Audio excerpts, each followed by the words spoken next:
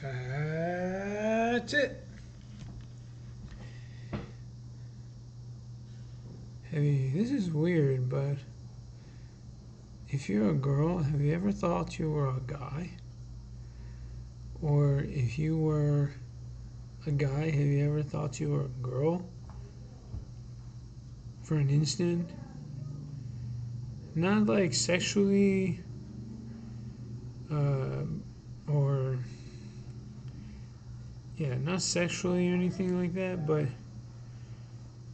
you sat down and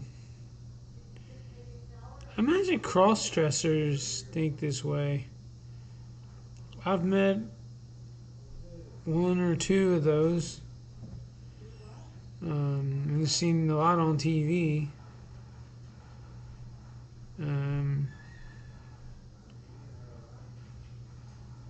is it something that's natural? I say it's natural because it happens, but not all things are profitable to do. Um, I'm not okaying homosexuality or anything. I'm speaking to hermaphroditic people out there, which is I don't know how they like to be talked about, but I say they're a gender. They tend to say that you need to choose one or the other by assigning the sex at birth if it's different.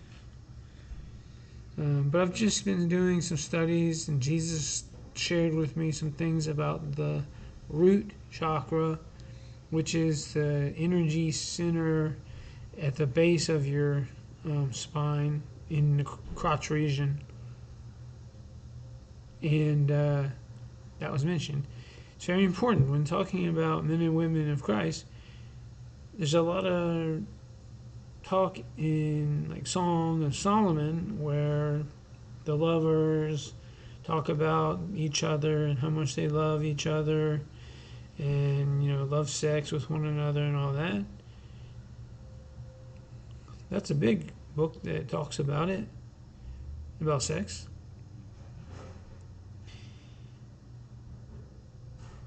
There's the story of Diana, who was raped. All her brothers, by the way, that's the daughter of Jacob, or Israel. She got raped, and the boys got together, all the brothers, and they decimated the village that guy was living in. That's how important it was to them that she had been raped. Totally took it out. So rape is important.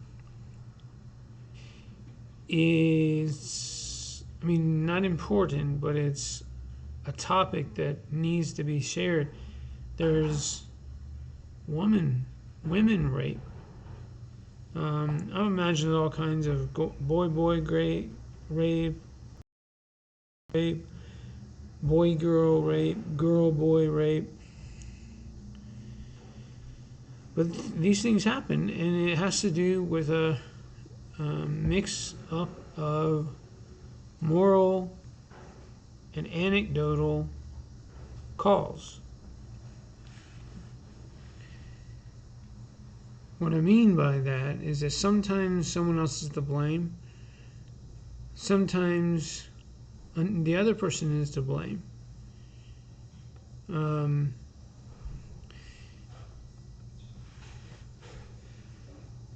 I'll leave it at that. But I wonder about the third gender, hermaphroditic gender. I think that they should not assign a sex. I think they should just be who they want to be.